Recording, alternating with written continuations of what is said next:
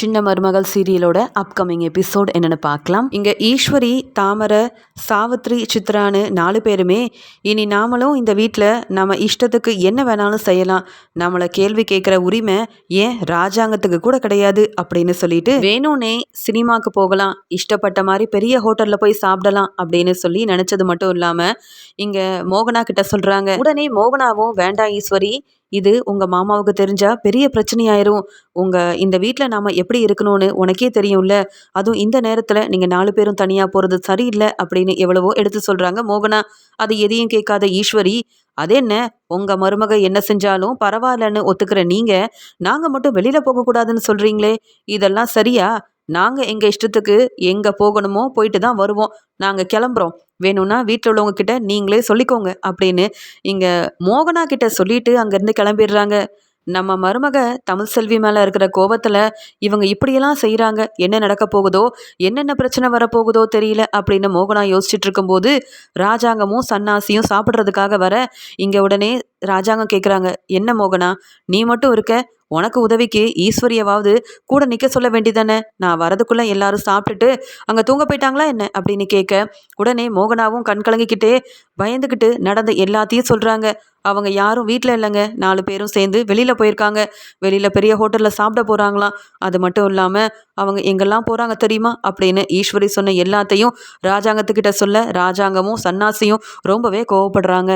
உடனே ராஜாங்கம், இது என்ன புதுசாக இவங்க 4 பேரும் சேர்ந்து செஞ்சிட்ருக்காங்க, அப்போ என் பேச்சை மீறணும், வேணும்னே இப்படியெல்லாம் செய்யணும், என்னை கோவப்படுத்தணும் தானே ஈஸ்வரியும் இந்த சாவித்திரியும் சேர்ந்துக்கிட்டு இப்படியெல்லாம் செய்கிறாங்க, கூட போஸையாவது கூட்டிகிட்டு போயிருக்கலாம், இவங்க வெளியில் போகக்கூடிய நேரமாக இது, நம்ம வீட்டில் உள்ளவங்க எந்த நேரத்துக்கு வெளியில் போகணும், எப்போ வீட்டுக்கு வரணும்னு நான் தான் ஏற்கனவே சொல்லியிருக்கேனே, அப்போ என் பேச்சை மதிக்கக்கூடாது, மீறி இதெல்லாம் செய்யணும் தானே இவங்க நினைக்கிறாங்க, வரட்டும் நான் பேசிக்கிறேன் அப்படின்னு ராஜாங்கம் ரொம்பவே கோபமாக இருக்கும்போது ஈஸ்வரி, சாவித்ரி, சித்ரான்னு எல்லாருமே சிரிச்சுக்கிட்டு வீட்டுக்குள்ளே வர ராஜாங்கம் சொல்கிறாங்க, என்ன ஈஸ்வரி எல்லாம் புதுசாக செய்கிறீங்க, இந்த நேரத்துக்கு எங்கே போயிட்டு வரீங்கன்னு கேட்க, ஏன் மாமா எங்கே போனாலும் உங்ககிட்ட சொல்லிட்டு தான் போகணுமா, அப்படி தான் உங்கள் மருமக சொல்லிட்டு போய் பரீட்சை எழுதுனாலா என்ன, இத்தனை நாள் உங்கள் பேச்சை கேட்டுக்கிட்டு இருந்த நாங்கள் இப்போ அவமானப்பட்டு நிற்கிறோம், எதுக்கு தெரியுமா, தமிழ்செல்வி செஞ்சது பெரிய தப்பு, ஆனால் தமிழ்செல்வியை நீங்கள் மன்னிச்சு எந்த ஒரு பிரச்சனையும் செய்யாமல் அமைதியாக இருப்பீங்க, ஆனால் வீட்டுக்கே தெரியாமல் நம்ம எல்லாரையும் ஏமாற்றிட்டு உங்கள் மருமக பரீட்சை எழுதுவா,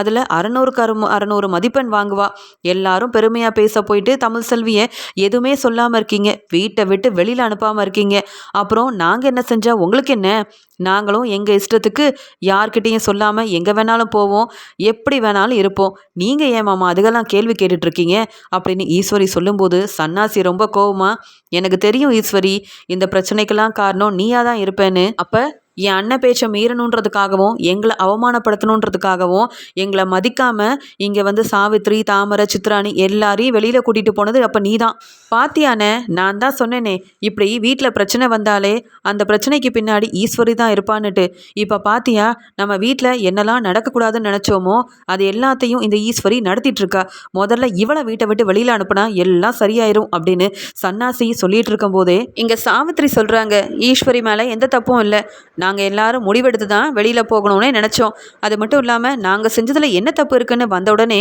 இப்படி கேள்விக்கு மேலே கேள்வி கேட்குறீங்க அப்படின்னு ராஜாங்கத்தை பார்த்து இங்கே சாவித்திரியும் ரொம்ப கோபமாக பேச உடனே அப்பத்தா, என்ன சாவித்ரி ராஜாங்கத்தையே எதிர்த்து பேசுகிற தைரியம் உனக்கு வந்துருச்சா, நீங்கள் செஞ்சது தப்பு தான், யாரை கேட்டு இந்த நேரத்துக்கு வெளியில் போயிட்டு வரீங்க, அது மட்டும் இல்லாமல் நம்ம வீட்டில் இப்படிப்பட்ட பழக்கமே இல்லையே, வெளியில் போகிறது, ஹோட்டலில் போய் சாப்பிட்றது, இப்படி அங்கே இங்கேன்னு போயிட்டு வரதுன்னு செய்கிறதெல்லாம் தப்பான வேலையை செஞ்சுட்டு இப்போ வந்து இவ்வளோ தைரியமாக பேசுகிறீங்களா, ராஜாங்கம் இதெல்லாம் நீ பார்த்துட்டு சும்மா இருக்கக்கூடாது, நீ என்னை அம்மானு கூப்பிடலனாலும் பரவாயில்ல, என் மேலே கோவமாக இருந்தாலும் பரவாயில்ல, இந்த ஈஸ்வரியும் சாவித்திரியும் சேர்ந்து செஞ்ச இந்த தப்புக்கு இவங்களை இப்படியே நீ சும்மா விடக்கூடாது அப்படின்னு அப்பத்தா ரொம்ப கோவமாக பேச உடனே ஈஸ்வரியும், அத்தை நாங்கள் என்ன பெரிய தப்பு பண்ணிட்டோம், இந்த வீட்டு மருமக சின்ன மருமக இந்த தமிழ்செல்வி செஞ்ச தப்பை விட அதிகமாக செஞ்சிட்டோம், தமிழ்செல்வி வீட்டையே ஏமாற்றிட்டு யாருக்கும் தெரியாமல் உங்கள் கூட சேர்ந்துக்கிட்டு தேவையில்லாமல் இந்த பரீட்சையெல்லாம் எழுதியிருக்கா, ஏன் இந்த வீட்டில் எந்த பழக்கமும் இப்படி இல்லை, என் பொண்ணாக இருக்கட்டும் இங்கே வந்து மற்றவங்களா இருக்கட்டும்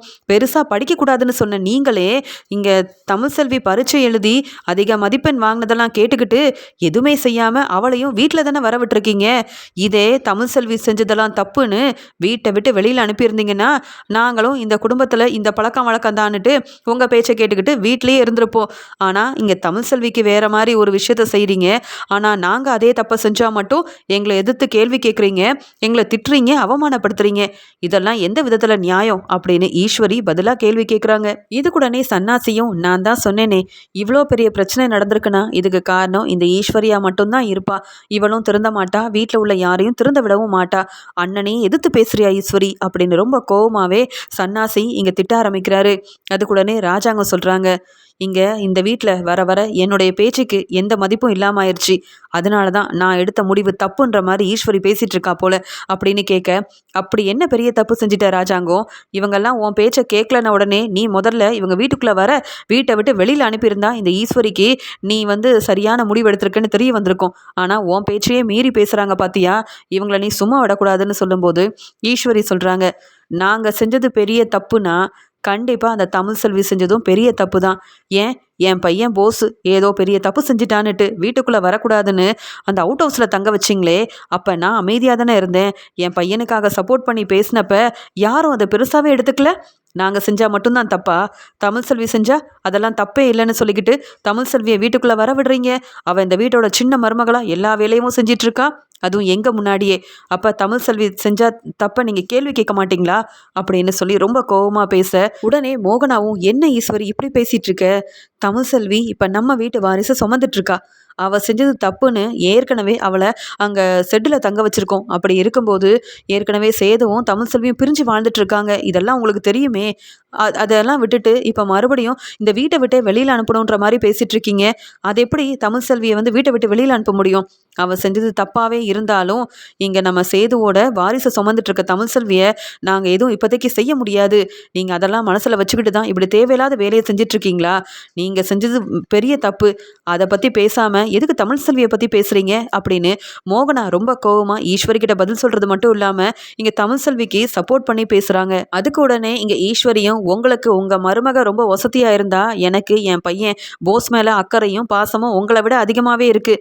அப்போ போஸை நீங்கள் வெளியில் தங்க வச்சு வீட்டுக்குள்ளேயே வரக்கூடாதுன்னெலாம் சொன்னீங்களே, அப்போ எனக்கு எப்படி இருந்திருக்கும்? என் பையனை நினச்சி நான் எவ்வளோ மனசு வேதனைப்பட்டிருப்பேன். அதெல்லாம் பற்றி நீங்கள் எங்கே யோசனை பண்ணியிருப்பீங்க? ஏதோ போஸ் தப்பு பண்ணிட்டான்னு இருந்த கோவத்தில் அவனை எல்லாரும் முன்னாடி அவமானப்படுத்தி வெளுத்து வாங்கினீங்களே, அப்போ ஒரு போஸோட அம்மாவாக இருந்து நான் எவ்வளோ கஷ்டப்பட்டிருப்பேன். அதெல்லாம் பற்றி யோசிக்கவே இல்லையே நீங்கள். ஆனால் இப்போ தமிழ் செல்விக்கு நான் மட்டும் ஒரு நல்ல முடிவாக எடுக்கிறீங்க. இதே நாங்கள் தப்பு செஞ்சால் மட்டும் எதிர்த்து கேள்வி கேட்பீங்களா அப்படின்னு சொல்ல, உடனே ராஜாங்கம், அப்போ தமிழ் செல்வி மேலே இருக்கிற கோவத்தில் தமிழ் செல்வி இந்த வீட்டை விட்டு வெளியில் போகணுன்றதுக்காக தான் நீங்கள் 4 பேரும் யார் பேச்சையும் கேட்காம நம்ம வீட்டில் என்னெல்லாம் நடக்கக்கூடாதோ எல்லாத்தையும் நடத்தி காமிச்சிட்ருக்கீங்க. அப்போ நான் சொல்கிற எதையும் நீங்கள் கேட்க மாட்டீங்க அப்படி தானே அப்படின்னு ராஜாங்கம் கேட்க, ஆமாம் மாமா, இனி நாங்கள் யார் பேசுகிறதையும் கேட்குற தயாராகவே இல்லை. நீங்கள் மட்டும் என்ன இந்த குடும்பத்தில் நடக்கிற ஒவ்வொரு விஷயத்தையும் நீங்கள் சரின்னு தானே சொல்லிகிட்டு இருக்கீங்க. சேதுவுக்கு சப்போர்ட் பண்ணுறீங்க. ஏன் தமிழ் செல்வி செய்யாத தப்பா தமிழ் செல்வியும் அவள் குடும்பமும் சேர்ந்து செஞ்ச தப்பால் நீங்கள் அவமானப்பட்டு நின்னீங்க. அப்பையும் நாங்கள் எல்லாரும் உங்களுக்கு துணையாக தான் இருந்தோம். ஆனால் எங்களை பற்றி உங்களுக்கு கொஞ்சம் கூட அக்கறையே இல்லை. சேது மட்டும் தப்பு செய்யலையா என்ன? நம்ம வீட்டுக்கு தெரியாமல் இந்த தமிழ் செல்வி குடும்பத்துக்கு ஹோட்டலெல்லாம் வச்சு கொடுத்தானே, அதை பற்றியும் நீங்கள் பெருசாக எதுவும் கேள்வி கேட்கல. சேது கிட்ட பேசவே மாட்டேன்னு முடிவெடுத்து இப்போ என் பையன் சேது தான் எனக்கு துணையாக இருக்கணும்னு வேற சொல்கிறீங்க. நீங்கள் உங்கள் பையனுக்காகவும் உங்கள் மருமகளுக்காகவும் மனசை மாற்றிப்பீங்க. ஆனால் எங்களை பற்றி கொஞ்சமாவது யோசிச்சு பார்த்தீங்களா? போஸு வீட்டுக்குள்ளே வரக்கூடாது, ஏன்னா அவன் செஞ்ச தப்பு அப்படி, அவனால் அவமானப்பட்டு நின்றுட்டேன்னு அந்த பேச்சு பேசின நீங்கள் தமிழ் செல்வியால் அவமானப்பட்டு நிற்கலையா என்ன? நாங்கள் உங்கள் பேச்சை கேட்கணும். இந்த வீட்டில் நடக்க எப்படி இருக்கணுமோ அந்த மாதிரி இருக்கணும்னா தமிழ் செல்வியை நீங்கள் வீட்டை விட்டு வெளியில் அனுப்பணும். உங்கள் மருமக இந்த வீட்டில் இருக்கிற வரைக்கும் எங்கள் இஷ்டத்துக்கு தான் நாங்கள் செய்வோம். வெளியில் போவோம் வருவோம், யார் பேச்சையும் நாங்கள் கேட்க போகிறதே கிடையாது அப்படின்னு இங்கே ராஜாங்கத்தை பார்த்து ரொம்ப கோவமாக எதிர்த்து பேசின ஈஸ்வரியை சன்னாசி எல்லாரும் முன்னாடியும் வெளுத்து வாங்குறாரு. பலார்னு வெளுத்து வாங்குறாரு. யாரை பார்த்து என்ன பேசுகிற? என் அண்ணனுக்கு மதிப்பும் மரியாதையும் நீ தரலனா போஸோட நிலமை தான் உனக்கும். உன் பையன் போஸ் மேலே அவ்வளோ அக்கறையாக இருந்தா போஸ் எங்கே தங்கியிருக்கானோ அங்கேயே போய் தங்கிக்க வேண்டிதானே. இந்த வீட்டில் இருந்துக்கிட்டு என் அண்ணனையும் எதிர்த்து பேசுவியா? உனக்கு அவ்வளோ தைரியமாயிருச்சா? இந்த வீட்டில் எப்படி இருக்கணுமோ நீயும் அப்படி தான் இருக்கணும். எதிர்த்து பேசுறது, வெளியில் போகிறது, யார் பேச்சையும் கேட்கக்கூடாதுன்ற முடிவில் தமிழ்செல்வியை வீட்டை விட்டு வெளியில் அனுப்பணும் நீ நினச்சா நீ இந்த வீட்டில் இருக்க முடியாது. நான் தான் சொன்னேனே, இவ போஸுக்கு சப்போர்ட் பண்ணுவா. ஆனால் இங்கே தமிழ்செல்வியால் அண்ணன் அவமானப்பட்டிருந்தாலும், தமிழ்செல்வி யாருக்குமே தெரியாமல் போய் பரீட்சையெல்லாம் எழுதிட்டு வந்தாலும், இப்போ வெளியில் போகும்போதெல்லாம் தமிழ்செல்வியால் தான் எங்களை எல்லாரும் புகழ்ந்து பாராட்டி பேசுகிறாங்க. அதெல்லாம் உனக்கு தெரியுமா என்ன? நாங்கள் யாரும் தமிழ்செல்வியால் அவமானப்பட்டு நிற்கல. தமிழ்செல்வி எங்களுக்கு தெரியாமல் போய் பரீட்சை எழுதுனது தப்புன்றதுக்காக தான் நாங்கள் எல்லாரும் தமிழ்செல்வி மேலே கோபமாக இருக்கோமே தவிர்த்து, மற்றபடி தமிழ்செல்வி அவள் திறமையால் பரீட்சை எழுதி இங்கே எல்லாரும் முன்னாடியும் தலை நிமிர்ந்து நிற்கிற மாதிரி அதிகமான மதிப்பெண்ணை வாங்கி எங்களுக்கு பெருமையவும் புகழையும் தேடி தந்திருக்கா. உன் பையன் போஸ் செஞ்ச செயலால் நாங்கள் எல்லாரும் அவமானப்பட்டு நின்னோம். ஆனால் இந்த வீட்டு மருமக தமிழ்செல்வி என்னதான் சின்ன சின்ன தப்பு செஞ்சுருந்தாலும் அவளை நீங்கள் வீட்டுக்குள்ளே வரக்கூடாதுன்னு சொன்னப்பா கூட நாங்கள் பெருசாகவே எடுத்துக்கல. நீங்கள் எடுத்த முடிவு சரின்னு அதை பற்றி நாங்கள் கண்டுக்கவும் இல்லை. ஆனால் இப்போ தமிழ்செல்வியை வீட்டை விட்டு வெளியில் அனுப்புறதுக்காகவும், சேது வாழ்க்கையை ஒரு பெரிய முற்றுப்புள்ளி வைக்கிறதுக்காகவும், சேதுவையும் தமிழையும் பிரிக்கிறதுக்காகவும் இப்படியெல்லாம் நீங்கள் திட்டம் போட்டு செஞ்சீங்கன்னா அதெல்லாம் நான் பார்த்துட்டு சும்மா இருக்க மாட்டேன். ஈஸ்வரி, இப்போவே நீ அண்ணன் கிட்ட மன்னிப்பு கேட்கணும். அப்படி மன்னிப்பு கேட்க மாட்டேன்னு எதிர்த்து பேசிகிட்டு இருந்தனா நீ இந்த வீட்டில் இருக்கக்கூடாது. உன் பையன் போஸ் கூடயே அந்த வீட்டில் போய் இருந்துக்கோ. அதுக்கப்புறமா உன் பையனாக இருக்கட்டும், நீயா இருக்கட்டும், இந்த வீட்டு பக்கம் கூட வர முடியாது, புரிஞ்சுக்கோ அப்படின்னு எல்லாரும் முன்னாடியும் ஈஸ்வரியை வெளுத்து வாங்கினது மட்டும் இல்லாமல் அவமானப்படுத்தி பலார்னு சன்னாசி வெளுத்து வாங்க. உடனே அழுதுகிட்டே ஈஸ்வரி உள்ளே போகிறாங்க. உடனே சன்னாசியும், என்ன வீட்டுக்குள்ளே என்ன உனக்கு வேலை? போ, உன் பையன் போஸ் எங்கே இருக்கானோ அந்த அவுட் ஹவுஸ்லேயே நீயும் தங்கிக்கோ. இனி ஒன்ன மாதிரி ஆளுங்களுக்கெல்லாம் இந்த வீட்டில் இடமே கிடையாது. என் அண்ணன் முடிவெடுக்கிறதுக்கு பதிலாக இன்னைக்கு நான் என்னுடைய முடிவை சொல்கிறேன். ஈஸ்வரியால் இந்த வீட்டில் மறுபடியும் பிரச்சனை வரக்கூடாதுன்னா இந்த ஈஸ்வரி இந்த வீட்டில் இருக்கவே கூடாது.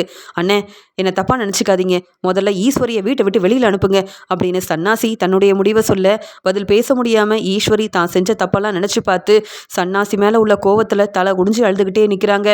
என்னையே வீட்டை விட்டு வெளியில் போக சொல்லிட்டாங்களே, நாம் ஒன்று நினச்சா நடக்கிறது வேறையால இருக்குது அப்படின்னு சொல்லி அவமானப்பட்டு நிற்கிறாங்க ஈஸ்வரி.